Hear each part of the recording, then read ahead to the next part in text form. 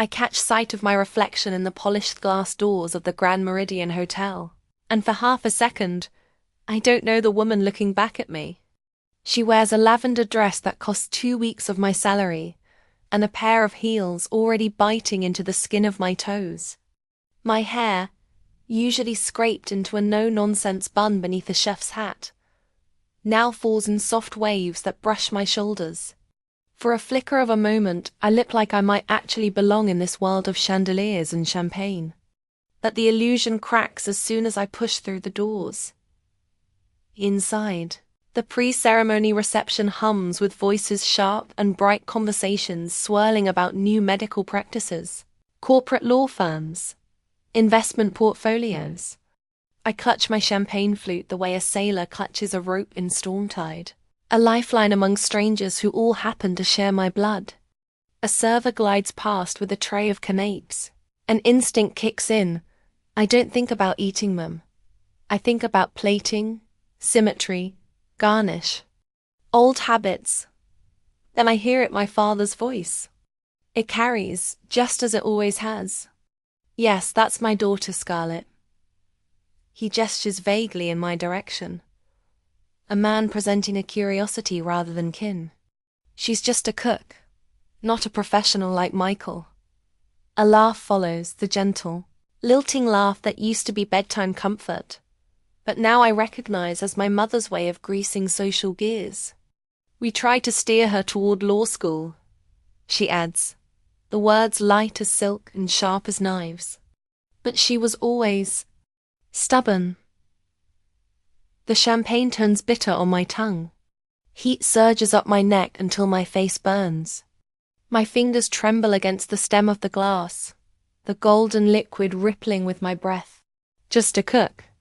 After 6 years of culinary school, after working 3 years of 16-hour shifts for almost nothing, after clawing my way to the position of head chef at one of the most respected restaurants in the city, that's what I am to him.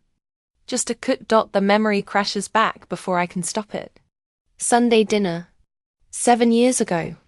The dining table polished bright. My father at its head like a judge behind the bench. I had finally summoned the courage to speak. I've decided not to apply to law school, I told them. My hands shook, but my voice was steady. I've been accepted to the Institute of Culinary Arts. Silence fell heavy as stone. My father set his fork down with deliberate weight. Cooking? He said the word like it was an illness. You want to waste your life as a short-order cook when you could be a lawyer. It's not just cooking, Dad. It's a hobby, Scarlett. Not a career. I press a hand to the cool marble wall of the hotel hallway, pulling myself out of the memory. I had slipped away from the crowd, lungs tightening, needing air. The hallway is quiet, and the stone at my back steadies me. But then another memory comes. Unbidden. Michael, age 12, winning an A on his social studies project. Dad framing it for his office. Me, age 14, winning a junior cooking competition. Dad barely looked up. Did you finish your algebra homework? The question haunts me still. Why am I still chasing their approval? I know better. I've built something of my own. I run a kitchen of 18 staff. Critics praise my seasonal menus. My work fills dining rooms every night. Yet here, in this family, none of it counts. I hear Chef Marcus's voice in my head, from years ago when I apologized for correcting a senior line cook. Your talent doesn't need their validation, Scarlett. Your knowledge speaks for itself. I pull my phone from my bag, using its black screen to reapply lipstick, to fix the mask. Then I square my shoulders and return to the gathering just as guests are being ushered into the ceremony hall. Scarlett. My cousin Brittany sweeps up to me, diamond bracelet flashing. Mom said you're working at that French place. Do you like being a cook? The word stings again, but I keep my smile in place. I'm the head chef at Maison Bleu, actually. Before Brittany can answer, my father appears beside me, drink in hand, tone light and careless. It's all the same, Scarlett. You work in a kitchen. Something snaps. I feel every certification, every burned forearm, every late-night study session, all of it dismissed in 9 words. Excuse me, I mutter, stepping away before the fire in me spills into words I'll regret. But the power imbalance presses down. Here. He controls the narrative. To them, I'm Richard Anderson's daughter, the one who broke tradition, the black sheep who chose kitchens over courtrooms. They don't see the weight of my work, the grit of my profession, the pride I carry. My phone buzzes. A text from Chef Marcus. How's the wedding from hell? I type back before I can think. They're making me feel like nothing. His reply is instant. Remember who you are. You didn't get that ServeSafe manager certification by being just a cook. My breath steadies. He's right. That certification demanded months of study and a grueling exam most seasoned chefs fail at least once. I passed on the first try with a near-perfect score. That wasn't luck. That was work. That was me. Guests begin streaming toward the ceremony, and I fall in step, but straighter now, head high, shoulders back. Not the posture of someone seeking scraps of approval. The posture of someone who commands a kitchen. And then I see them. The seafood platters. Silver trays glistening under warm decorative lights. Shrimp, oysters, crab claws, laid out with artistic flair. At first glance, beautiful. At second, dangerous. My trained eye notes the flaw instantly. They're not refrigerated. They've been sitting too long. I stop a passing server. How long have these been out? She offers a strained smile. About 40 minutes. We're behind schedule. My stomach drops. 40 minutes at room temperature. Seafood slips toward the danger zone fast. I watch another young server muster courage to ask the catering manager if the platters should be iced. He snaps back, dismissive. It's fine. Stop wasting time. Get the rest out. A cold wave moves through me. Seafood held above 40 degrees can spoil within 2 hours less in a crowded, warm room. I scan the guests. My grandmother, fragile since her heart attack, already nibbling near the tables. Michael's pregnant sister-in-law laughing at the bar. Children darting between chairs. The venue manager leans toward the catering boss. Voice tight. We lost 2 servers and a supervisor this morning. Just make it work. His arrogant reply twists in my chest. Nobody notices these little details anyway. Little details. That's what they always said about me. Dad calling my valedictorian speech from culinary school nice enough. Mom posting Michael's law school acceptance while my James Beard nomination sat ignored in her desk. My whole life dismissed as little details. But I know the truth. In kitchens, little details mean everything. They mean the difference between a meal remembered and a disaster that ruins lives. Between joy and hospitalization. I glance around the room. 200 guests. Half of them vulnerable. The weight of what could happen slams into me. This isn't about validation anymore. This isn't about proving myself. This is about safety. About lives. My family spent a year planning Michael's perfect day, polishing every visible corner until it gleamed. And yet their little details might end it in flashing ambulance lights. My ServeSafe certification, the one Dad once called a fancy piece of paper for kitchen workers, might be the only thing that stops this wedding from collapsing. I hear his old laugh in my memory. Couldn't you have put that study time into law school applications? Now I look at the seafood table with different eyes. This isn't about being just a cook. This is about responsibility. Real people could get seriously sick. My grandmother. The pregnant woman lifting a shrimp to her lips. The elderly man with diabetes reaching for an oyster. I square my spine and breathe deep, steady. I can't let this happen. I whisper to myself. My mantra takes shape. I won't let them get sick. I won't let them get sick. Across the room, my father checks his watch, impatience etched into every line of his face. The same look he used to wear when I dared talk too long about culinary school at dinner. I approach him, keeping my voice low and professional. Dad, we have a serious problem with the food service. The seafood has been sitting out without proper temperature control. It's a health hazard. His smile remains fixed, eyes darting to nearby guests. Don't cause a scene. This is Michael's day. I'm not trying to cause a scene. I'm trying to prevent food poisoning. My mother materializes beside him, her hand lightly touching my arm. Her peach dress matches her perfectly manicured nails, everything coordinated for their photographer's benefit. Not everyone obsesses over these things like you do, dear, she says with the gentle condescension I've grown accustomed to. The caterers know what they're doing. Mum, this isn't about being obsessive. The seafood is in the temperature danger zone. Anyone who eats it risks getting sick. Dad's posture stiffens, his lawyer face sliding into place. The Hendersons recommended this catering company. They've handled events for the governor. That doesn't make their food magically immune to bacteria, I counter, keeping my voice calm despite the urgency building inside me. His voice drops to a harsh whisper. I'm warning you, don't embarrass this family. If you make a fuss about the food at your brother's wedding, you'll regret it. The threat hangs between us, so familiar it almost makes me laugh. The same warning given when I chose culinary school over law, when I missed a family gathering for my first executive chef position, when I corrected his pronunciation off bouillabaisse at a dinner party. My mother pats my hand. Why don't you go enjoy yourself? Meet the Wilson's son. He's a doctor. Her emphasis on the last word speaks volumes. The realization hits me with perfect clarity.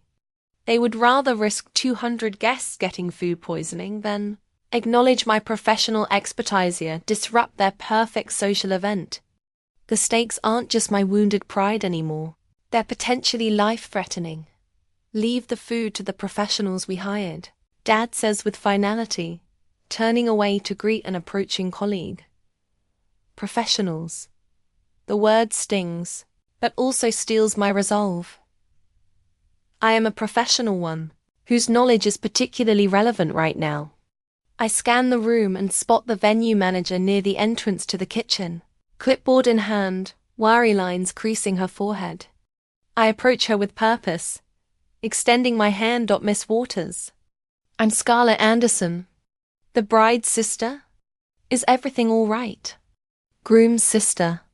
I correct automatically. And no, everything isn't all right. I pull out my wallet and remove my ServeSafe Manager certification card. I'm not just a concerned guest. I'm a professional. I'm the head chef at Maison Bleu, and those seafood platters are at dangerous temperatures. Her eyes widen as she examines my credentials. You're a certified food safety manager. Yes, and those platters need to be temperature checked immediately. Relief washes over her face. We lost our food safety supervisor last week. I knew something was off with the setup, but the catering manager insisted everything was standard procedure. She lowers her voice. Can you help us?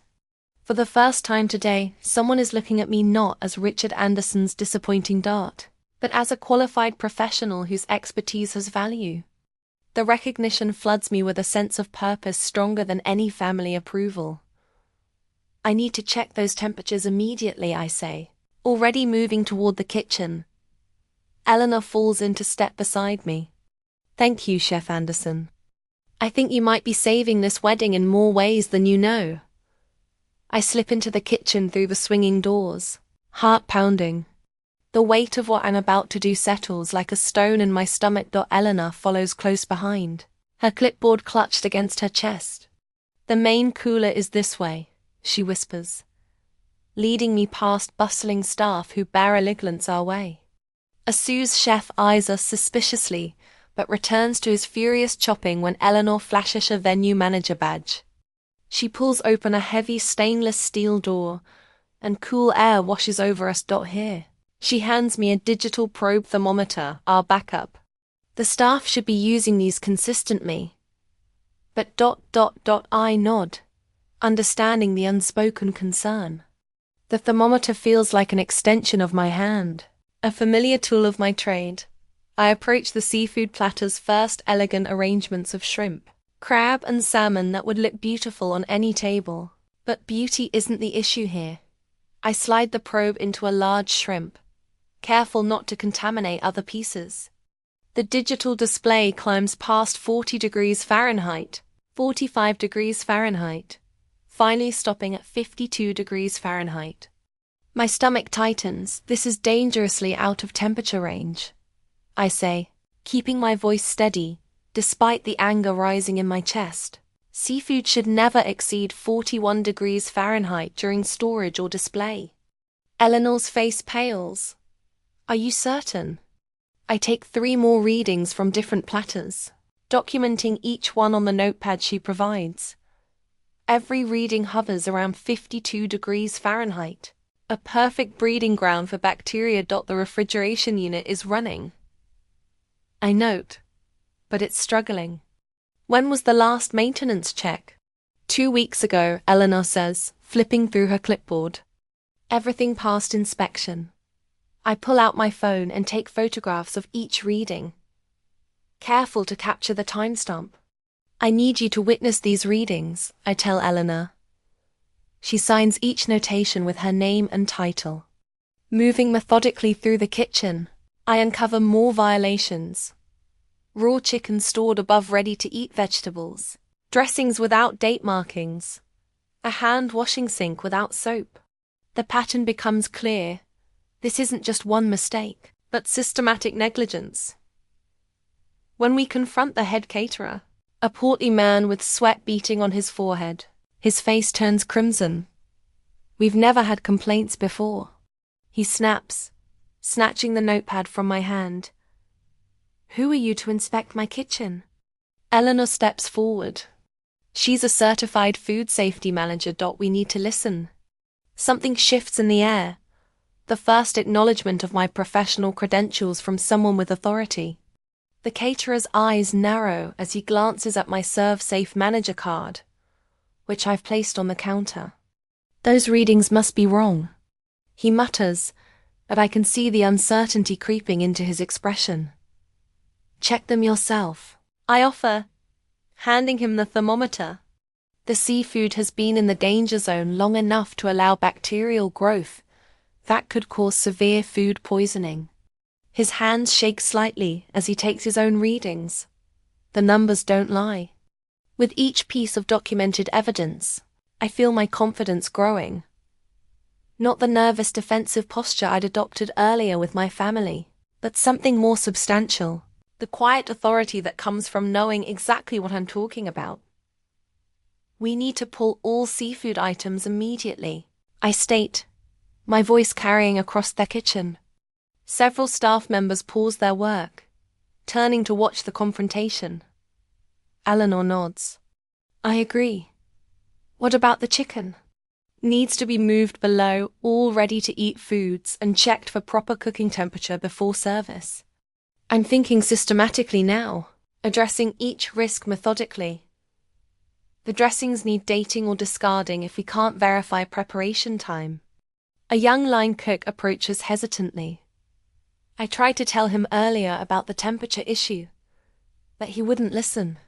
The head caterer glares at the young man, but says nothing. Thank you for speaking up, I tell the cook. That was the right thing to do. Eleanor touches my arm. We need to inform your father and the management. My momentary confidence wavers. Facing my father with this information will be harder than confronting the caterer. But the evidence is clear, and the risk to guests is real. Let's do it, I say, gathering my documentation. The seafood needs to be pulled immediately. Eleanor leads me to a small office off the main reception area. My father is already there, along with the venue's general manager, a tall woman with a severe bun and sharp eyes. What's this about seafood being removed? My father demands the moment I walk in. His voice carries that familiar dismissive tone that makes me feel 14 years old again. I place my documentation on the table between us. Photos, temperature readings, witness signatures. Professional evidence, not emotional appeals. This seafood will cause food poisoning. I state plainly. It needs to be pulled immediately. My father scoffs. You're overreacting and embarrassing us. The words sting, but I hold my ground. This isn't about me or you. It's about guest safety. I turn to the venue manager. The seafood has been held at 52 degrees for an unknown period. FDA guidelines require seafood to remain below 41 degrees. At current temperatures, bacteria double approximately every 20 minutes. The venue manager frowns, examining my documentation. These readings are concerning. Concerning? My father interrupts. It's just a few degrees. Scarlett has always been dramatic about these things. Eleanor steps forward. Your daughter is right. We have a serious issue. The venue manager's eyes sharpen. Mr. Anderson, we could face significant liability if guests become ill. The temperatures, miss. Anderson has documented put us well into the danger zone for bacterial growth. I watch my father's face as the realization dawns this isn't about his daughter overstepping. This is about legal liability. I'm not asking permission, I say, surprising myself with my steadiness. I'm telling you as a food safety professional what needs to happen. For a moment, no one speaks. The power in the room has shifted imperceptibly but definitively. The venue manager turns to Eleanor. Pull all seafood items immediately. Inform the kitchen staff. Eleanor nods. Yes, ma'am. Based on Ms. Anderson's certification, her assessment is actionable. My father's jaw tightens, but he says nothing as Eleanor leaves to execute the order.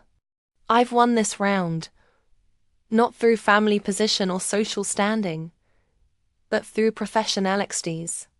Back in the kitchen, the atmosphere has transformed. Staff move with renewed purpose, following my guidance on safe food handling. The head caterer, now subdued, asks questions about proper cooling procedures. Chef Anderson. Eleanor calls as she returns.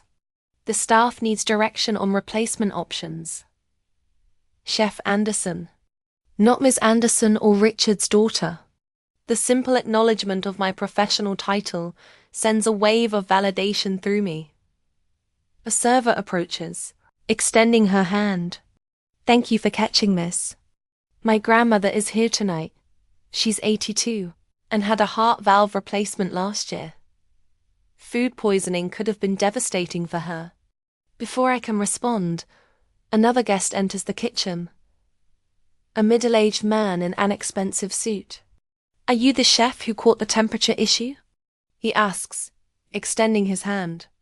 I'm Thomas Riley, executive chef at the Harrington Downtown. Quick thinking. You just saved a lot of people from food poisoning. His recognition, professional peer to professional peer, washes over me like a balm. For the first time tonight, I feel seen for who I really am, not a Sumion's daughter or sister. The kitchen staff gather around as I begin discussing safe alternatives. One suggests a quick pasta dish that could substitute for the seafood course. Another mentions extra chicken inventory that could be prepared safely in time. At this moment, surrounded by people who respect my knowledge, I realize something profound. My worth doesn't depend on my family's recognition. The validation of peers who understand the value of what I do matters more than my father's approval ever could. Eleanor returns, her face flushed with urgency. The seafood's been removed, but now we have 200 hungry guests and a 3-course meal missing its centerpiece. What do we do next? The question hangs in the air as all eyes turn to me. For the first time tonight, I feel not just confident, but powerful. This is my domain. This is where I excel. Now, I say, rolling up my sleeves, we save my brother's wedding dinner, I burst through the swinging doors into the kitchen. Eleanor Waters right behind me. The last traces of triumph from the seafood confrontation evaporate as reality sets in. 200 hungry wedding guests. No main course. 35 minutes until service. Everyone, listen up. My voice cuts through the kitchen chatter with the authority I've earned. Running maize and blue. The seafood has been pulled due to unsafe temperatures. We need an alternative menu immediately. The kitchen staff, a mix of venue employees and catering personnel, exchange nervous glances. I scan their faces, mentally cataloguing skills and specialties. Chef Anderson. Eleanor steps forward. All business now. The Anderson family expect. Let's make something better than what they expected. I interrupt, my mind already racing through possibilities. First, what do we have? I need a full inventory. While two line cooks check refrigerators and storage areas, I grab a notepad and sketch a replacement menu. My serve-safe training shifts from defense to offense. What can we prepare safely with available ingredients under severe time constraints? We have 40 pounds of chicken breast, calls out a young woman with practiced knife skills. Whole, boneless. 20 pounds of pasta, assorted dried varieties, adds a sous chef. Fresh vegetables, plenty of herbs, reports another. I nod. Calculating portions, cooking times, flavor profiles. Good. We can work with this. The kitchen staff gathers around as I lay out the battle plan. Station 1, chicken with lemon beurre blanc. Station 2, handmade mushroom cream pasta. Station 3, seasonal vegetables. I assign stations based on what I've observed of their skills. The woman with knife skills heads protein prep. The older cook with steady hands takes sauce duty. The energetic young man who moves efficiently goes to vegetable station. Questions? I ask, scanning their faces. Is this allowed? Asks one server hesitantly. Eleanor steps in. It's more than allowed. It's necessary. I catch her eye with silent gratitude before continuing. We're not playing blame games. We're solving a problem. This isn't about the seafood anymore. It's about giving these guests a safe, excellent meal. Eleanor checks her watch. I'll handle front of house communication. You manage the kitchen. As she leaves, I pull out my phone and tap Chef Marcus's contact. He answers on the second ring. Marcus, I need advice on a rapid menu conversion. His voice steadies me as I explain the situation. Smart move pulling the seafood. For the chicken, marinate quickly in lemon and herbs to boost flavor fast. Use the pasta water starch to thicken your cream sauce. I put him on speaker while supervising the chicken prep. What about presentation? These people were expecting elegant seafood platters. Vertical plating, he suggests. Stack components. Add height. Use negative space. Make simple ingredients look premium. While Marcus talks, I verify each staff member's food handling credentials. No more surprises tonight. The woman at Protein Station mentions culinary school training, perfect for the delicate sauce work. Timeline? Marcus asks. Now, 30 minutes to complete menu pivot. You've got this, he says before hanging up. The kitchen transforms into synchronized motion. Chicken marinates in lemon, herbs, and olive oil. Pasta water boils. Vegetables are cut with precision. Every surface utilized. Every hand in motion. I coordinate with the serving team leader. We'll need synchronized service. All tables within 8 minutes of each other. Eleanor returns, nodding approval at our progress. Front of house is handled. I've told the event coordinator we're making adjustments due to quality concerns. Not mentioning food safety specifically? Exactly. No need to cause panic. The chicken sizzles on hot pans, filling the kitchen with savory aromas. The mushroom sauce reduces to silky perfection. Vegetables retain their vibrant colors. blanched then shocked in ice water. I'm testing the chicken temperature when the kitchen door swings open with force. My father stands there, face flushed with controlled anger. What exactly do you think you're doing? He demands, voice low but sharp. I maintain my composure, thermometer still in hand. Ensuring your guests have dinner, Dad. You've pulled an entire seafood service that costs thousands of dollars. He hisses, stepping closer. Who gave you that authority? The health department gave me that authority when they certified me. I reply evenly, continuing to work as we talk. His eyes narrow. If you ruin Michael's wedding dinner, you'll regret it. The threat hangs in the air, familiar yet somehow less potent than before. I meet his gaze directly. Dad, please let me do my job. I'm trying to save this reception. He opens his mouth to argue further, but Eleanor appears behind him. Mr. Anderson, we need the kitchen clear for service preparation. My father hesitates, then turns toward the door. Before leaving, he gives me one last warning look. I take a deep breath and return to the chicken, checking temperatures with renewed determination. Cooking I understand, kitchens I can control, and tonight, despite my father's disapproval, I am exactly where I need to be. The restaurant kitchen thrums with focused energy as I guide my impromptu team through the final stages of our replacement menu. Despite the chaos of the last hour, a familiar calm settles over me as I move between stations, checking temperatures and tasting sauces. Chef, the beurre blanc is ready for your approval, calls one of the line cooks, a young woman named Jenna who adapted to my leadership without question. I dip a spoon into the creamy lemon sauce and nod. Perfect. Start plating the chicken. My voice carries the same authority I use at Maison Bleu, and the kitchen staff responds with immediate action. Every component of our replacement menu nears completion. Herb roasted chicken, resting before slicing, handmade pasta, tossed with mushroom cream sauce, and seasonal vegetables arranged in elegant fans. The simple ingredients transform under our care, elevated by technique rather than expensive imposts. Hold that asparagus another 30 seconds. I tell a cook about to remove a pan from the flame. We want color but not softness. The kitchen feels like my territory now, a place where years of training and experience actually matter. I move with purpose between stations, maintaining the steady rhythm that defines professionalism everywhere. No wasted motion, no unnecessary words. Remember, we're not just avoiding disaster. I tell the team as they begin arranging components on warmed plates. We're creating excellence. A server approaches with a question about wine pairings, and I provide recommendations without breaking stride. This isn't damage control anymore.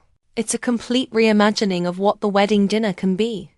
Every plate leaves the kitchen looking like it was always meant to be served. Note a last-minute substitution. The swinging doors burst open, and my mother storms into the kitchen with the wedding planner trailing behind her. Diana Anderson's perfectly coiffed hair and designer dress look out of place among the stainless steel and kitchen whites. Richard says you've thrown out the seafood. Her voice carries over the kitchen sounds, drawing uncomfortable glances from the staff. I wipe my hands on a towel and approach her calmly. Mum, I can explain. Explain what? That you're sabotaging your brother's wedding out of jealousy. She fumbles in her clutch for her phone. I'm calling Frank Donahue right now. He owns the catering company and plays golf with your father. The accusation stings worse than any kitchen burn. Jealousy. After everything I've done to prevent a disaster. The wedding planner steps forward, her clipboard clutched against her chest, like armor. Mrs. Anderson, the reception timeline is already delayed by 20 minutes. The guests are getting restless. My mother's eyes narrow. Fix this, Scarlett. Now. A younger version of me would have launched into a defensive explanation, laying out Thefford's safety violations in excruciating detail. But defending myself isn't the priority. 200 hungry guests are. Mum, Please let me handle this, I say, maintaining eye contact. I promise your guests will be impressed with what we're serving. They paid for seafood, Scarlett, and they'll get something better. I turn to check a plate. A line cook presents for inspection, adjusting the sauce placement slightly. Something safe. My mother lingers, watching me direct the kitchen with obvious surprise. Perhaps she's never seen this side of me. The professional who commands respect not through family connections, but through earned expertise. The pasta needs more garnish. I call out, turning my attention fully back to the food. My mother eventually retreats, the wedding planner hurrying after her. The kitchen settles back into its rhythm. I taste the mushroom sauce one final time, adding a pinch of salt. More herbs on the chicken, I instruct, moving to inspect the vegetable presentation. Every dish receives my personal attention. I check temperatures, seasoning, and plating with the precision that earned me my position at Maison Bleu. There's no room for mistakes, not when every plate will be judged not just on taste but against expectations of the original menu. First seating is ready, I announce after inspecting the final arrangement. Servers line up with trays as I make last-minute adjustments to garnishes. The kitchen doors swing open again, and Eleanor steps in. Her professional demeanor has softened, replaced by genuine admiration. As she surveys our work, "It's time," she says. The guests are seated and waiting. I take a deep breath, straightening my spine, and lifting my chin slightly. In this moment, I'm not Richard Anderson's disappointing daughter or Michael's jealous sister. I'm Chef Anderson, a professional who knows exactly what she's doing. Whatever happens next, I've done my job, not as a daughter trying to earn approval but as a chef protecting her guests. I gather the serving staff around me, aware of every passing second. Tonight, we're serving roasted herb chicken with lemon beurre blanc, handmade pasta with mushroom cream sauce, and fresh seasonal vegetables. Every dish has been prepared with care and meets the highest safety standards. The words steady me. This is what I know. This is what I do. Table 6 gets the vegetarian option. I continue. Tables 12 and 14 have guests with gluten intolerance, so their pasta is replaced with roasted potatoes. The bride's grandmother at table 1 gets a smaller portion with extra sauce, as requested. The servers nod, their expressions a mix of stress and determination. We're all in this together now. Let's go, I say. The kitchen erupts into coordinated motion. Line cooks plate with precision, servers arrange trays, and I inspect each dish before it leaves the kitchen. The mechanics of service take over a dance I've performed thousands of times at Maison Bleu. Eleanor appears at my side as the first trays of food leave the kitchen. Chef Anderson has created something special under difficult circumstances. She tells the servers, "Make sure the guests know that." The first plates disappear through the swinging doors, carried by servers with carefully arranged smiles. I stand frozen in place, suddenly aware of what I've done. I've taken responsibility for feeding 200 people on almost no notice, with limited ingredients and borrowed staff. If they hate it, Michael will make his announcement. My parents will never forgive me. The professional reputation I've built will mean nothing in the family narrative. Eleanor stays beside me as we watch through the small window in the kitchen door. "They're going to love it," she says quietly. "This food has heart." The kitchen staff clusters behind us. Peering through any available opening. We watch as the first guests receive their plates. A woman at table 3 takes a bite of the chicken. She pauses, then smiles. Says something to her companion. "Can't tell if that's a good or bad reaction," whispers one of the line cooks. I hold my breath as more guests begin eating. A man at table 7 closes his eyes as he tastes the mushroom pasta. Another guest points at her plate, nodding enthusiastically to the server. But these individual reactions won't matter if my family decides I've ruined everything. The stake shave never been higher. My entire identity, professional and personal, hinges on what happens in the next few minutes. More plates ready, calls a voice behind me. I turn back to the kitchen, to the work that grounds me. Let's keep going. As I inspect the next round of plates, I catch Eleanor watching me with an expression I can't quite read. You know, she says, most people would have collapsed under this kind of pressure. I adjust a sprig of herbs on a plate. This is what I do every day. Not with your family trying to sabotage you. The truth of her words hits hard. At Maize and Blue, my expertise is respected. Here, I'm fighting for basic professional recognition from the people who should know me best. The doors swing open as a server returns. Chef Anderson, she says, and my heart stops. The guests at table 1 are asking if they can meet you after dinner. They say it's the best emergency menu they've ever had. Relief floods through me, but I don't let my expression change. Thank them, but let's focus on getting everyone served first. As the second round of plates leaves the kitchen, I allow myself a small moment of hope. Maybe, just maybe, this food will speak for itself. And maybe that will finally be enough. The dining room ripples with whispers as servers deliver the first plates of our replacement menu. My stomach knots as I watch from the kitchen doorway, tucked just far enough back to observe without being obvious. Every part of my chef's brain catalogues the plates as they move through the room. Presentation intact, portion sizes consistent, sauce placement precise. But it's the reactions I'm waiting for. Folks are loving it, Eleanor whispers, appearing at my elbow. Watch table 7. An older gentleman at table 7 cuts into his herb-roasted chicken, takes a bite, and closes his eyes. His expression shifts from polite expectation to genuine pleasure. He touches his wife's arm, murmurs something, and she immediately samples her own plate. Her eyebrows lift in surprise. Don't jinx it. I breathe, but a warm current spreads beneath my ribs. The murmurs grow louder as more guests receive their food. Conversations pause while people eat. Servers return to the kitchen without the usual half-eaten plates that signal dissatisfaction.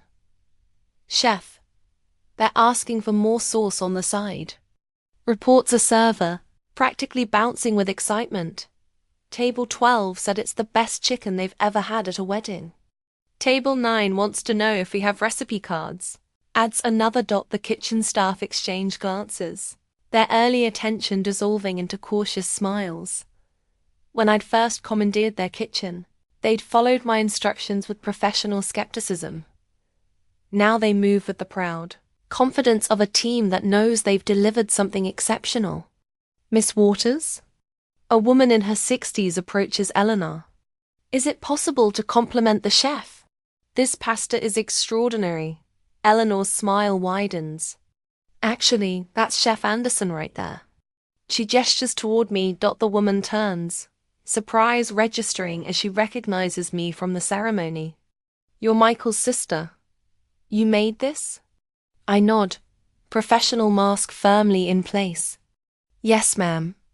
I'm glad you're enjoying it. Enjoying doesn't cover it. She lowers her voice. My sister attended the Peterson wedding last month. Food poisoning from bad seafood. 32 people spent their night in the emergency room instead of dancing. A chill runs through me at how close we'd come to the same disaster. Your parents must be so proud. She continues. Before I can formulate a diplomatic response, Eleanor gently interrupts. Chef Anderson completely redesigned tonight's menu when food safety issues were discovered with the original catering. She prevented what could have been a very unfortunate situation. The woman's eyes widen. Well, I'll be telling everyone at my table. That was quick thinking. As she returns to her seat, I watch her lean in to speak with her table mates. Heads turn in my direction, followed by appreciative nods. The word is spreading, Eleanor says, satisfaction evident in her voice. Near the head table, I spot Dr. Wilkins, My parents' longtime friend and a respected gastroenterologist. He's explaining something to the surrounding tables, gesturing toward his plate, then toward me. The medical explanation of what might have happened carries weight coming from him. Your chicken is perfect, a familiar voice says behind me. I turn to find Michael's college roommate, now a restaurant critic for the city paper. Thanks, James. No, seriously. He holds up his fork. This beer blank has the perfect acid balance. How did you pull this off on zero notice? Trade secret. I smile, but my attention drifts toward the head table, where my parents sit with Michael and his new wife. Even from here, I can see my father's rigid posture as guests approach to compliment the food, and presumably mention the averted disaster. My mother's social smile looks strained. Michael, however, is genuinely enjoying his meal, oblivious to the undercurrents as he beams Athi's bride. Chef Anderson, the venue's event coordinator, approaches with the wireless microphone. We'd like to make a brief announcement before dessert is served. The venue's event to dessert is a faint. My stomach drops. That's really not necessary. It absolutely is. Eleanor cuts in firmly. This is standard procedure when special circumstances affect an event. The coordinator nods agreement. It's important for liability reasons that we acknowledge what happened and how it was addressed. Before I can protest further, she strides to the center of the reception hall, taps the microphone, and the room gradually quiets. Good evening, everyone. Before we bring out the wedding cake, I want to take a moment to acknowledge something important. Her voice carries clearly through the sound system. Earlier tonight, we had a potential food safety situation with the original menu. I want to recognize Chef Scarlett Anderson, whose professional expertise prevented what could have been a serious health issue. Faces turn in my direction and I feel heat rising in my cheeks. Chef Anderson, who happens to be the groom's sister, identified the problem and then led our kitchen team in this entirely new menu on extremely short notice. Her quick action and culinary skill transformed a potential disaster into the wonderful dining experience you've enjoyed tonight. Applause breaks out, scattered at first, then spreading across the room. Several guests stand, including Dr. Wilkins and his entire table. Eleanor nudges me forward, and I manage a small, professional nod of acknowledgement, fighting the urge to retreat to the kitchen. Through the crowd, I catch my father's expression, a complex mixture of surprise, discomfort, and something that might be dawning respect. My mother sits perfectly still, her social mask momentarily dropped to reveal genuine astonishment. As the applause fades and the coordinator returns the reception to its scheduled program, guests begin approaching me directly. No longer am I just Richard Anderson's daughter who chose kitchens over courtrooms. Now I'm Chef Anderson, the professional whose expertise saved the wedding. Chef, an older man introduces himself as the manager of the city's premier hotel. We're opening a new restaurant space next spring. I'd like to talk to you about consulting on our kitchen setup. A caterer slips me her business card. We need someone with your food safety knowledge. Call me Monday? As the reception shifts toward dancing, Michael breaks away from the receiving line and makes his way to me. His face is flushed, perhaps from champagne, perhaps from emotion. Scar? He starts, using my childhood nickname for the first time in years. Dad told me what happened with the food. You saved my wedding. Just doing my job, I reply. The response automatic. No. He shakes his head emphatically. I didn't understand what you really do. I thought. He looks embarrassed. I thought being a chef was just about cooking nice food. The irony almost makes me laugh. There's a bit more to it. Clearly. He glances back at the head table, where our parents are deep in conversation with the venue manager. You know what Dad just said to me? He said, Your sister might be the most competent professional in this family. Something loosens in my chest. A knot I hadn't realized was there. Eleanor approaches with a glass of champagne for me. Chef Anderson, I'd like to discuss something.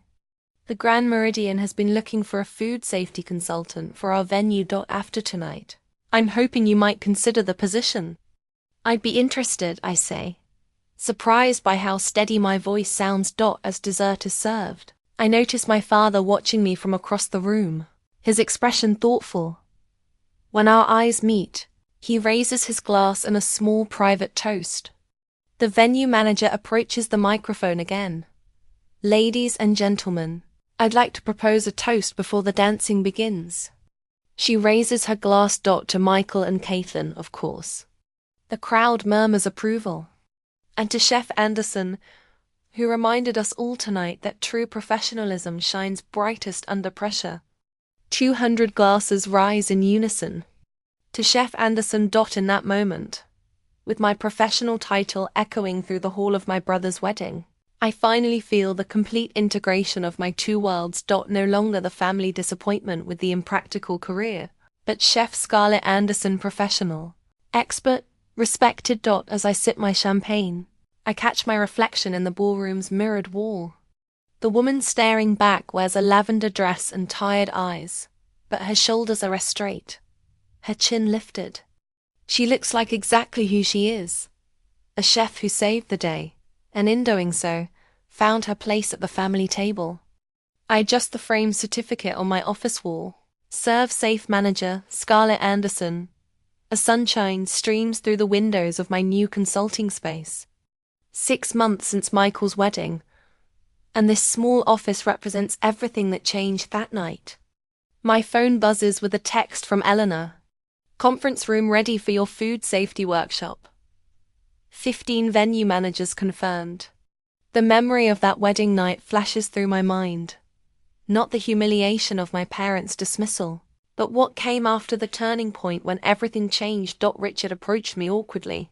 As guests were leaving, his lawyer's confidence noticeably absent. I didn't realize what your work really entailed, he said, hands fidgeting with his tie, when that doctor from table 7 explained what could have happened. I remember nodding, not rushing to fill the uncomfortable silence between us. The venue manager called you Chef Anderson, he continued. I'd never heard anyone use your title before. I was placed in the Bennett allowed it. That night, 3 local venue owners asked for my card. The next morning, Eleanor called with a formal consulting offer. We need your expertise on a regular basis. By week's end, a reporter from the West Side Chronicle contacted me about the wedding gresque, as people were calling it. Chef Marcus sent me screenshots of industry texts praising his protégé. Told you they'd see what I see, he wrote. Michael and his wife visited my restaurant the following week. You're amazing. My brother said, the golden child humility new to his repertoire.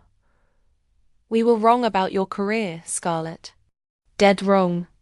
The most validating moment came when the health department contacted the venue about the incident report, confirming my judgment had prevented a major health crisis. I grabbed my laptop and presentation materials, heading toward today's workshop. The woman walking confidently through downtown now bears little resemblance to the one who arrived at that wedding 6 months ago, unsure of her place. Sunday dinner at my parents' home has transformed. Last week, Dad asked about proper refrigeration temperatures for leftovers. Mom requested my opinion on a caterer for her charity function. These small acknowledgements feel more significant than any grand apology. My regional culinary magazine profile sits framed beside my certification. Safety first. How Chef Anderson is transforming event catering standards. The article mentions my consulting work with 5 major venues and my new teaching position at the Culinary Institute. When the corporate restaurant group offered me a national safety director position with triple my current income, I surprised myself by declining. I prefer maintaining my independence, I told them, the words coming easily. The old Scarlett would have jumped at external validation through title and salary. Last month, I began mentoring junior chefs at the culinary school, telling them what took me years to learn. Your value comes from your work, not others' opinions of it. I arrive at the venue where it all began. Now a regular client, Eleanor meets me in the lobby, tablet in hand. Your presentation schedule is confirmed through next quarter, she says. The Anderson safety protocols are becoming industry standard downtown. I smile at the name she's given my systematic approach. My family name now associated with excellence rather than embarrassment. The retirement venue called to confirm your mother's celebration next week. Eleanor adds. They're excited to have you consulting for Diana's party. Mum's retirement gathering at the Wellington represents another full circle moment. I helped redesign their kitchen protocols last month. The perfect setting for her celebration. When I arrive at the Wellington for Mom's retirement party, the contrast with Michael's wedding couldn't be starker. I wear a simple black dress, professional rather than apologetic.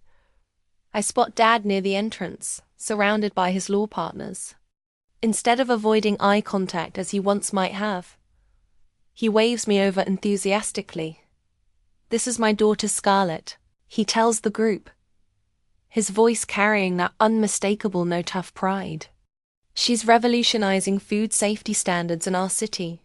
His colleague nods appreciatively. My wife attended your workshop last month, said it was the most valuable training their hospital catering staff has ever received. Later, as guests mingle with cocktails, Mom approaches. The director told me they completely reorganized their kitchen because of your recommendations. Sometimes, you have to stand firm on what you know is right, I say, even when it's difficult. Her eyes soften with understanding that goes beyond my professional accomplishments. Eleanor joins us, champagne in hand. Have you told them about the scholarship program? Mom looks intrigued. Scholarship? The Scarlett Anderson Safety Scholarship. Eleanor explains, we're launching it next semester at the Culinary Institute, helping students understand the critical importance of food safety early in their training. The program represents everything I've worked toward, not just personal validation, but creating lasting impact. 3 venues have already improved their safety protocols through my consulting. Potential it prevent countless illnesses.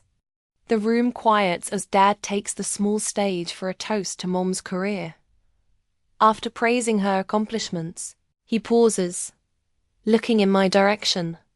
Diana and I have learned much in recent months, he says, his voice carrying unexpected emotion. I've learned that real respect comes from honoring expertise, even when it appears in unexpected places. Murmurs of agreement ripple through the gathering. I feel a weight lifting that I've carried for years, the burden of seeking approval that never seemed to come. As applause fills the room, I realize a fundamental truth. My worth was never about their approval. It was always about the lives I could protect through my knowledge.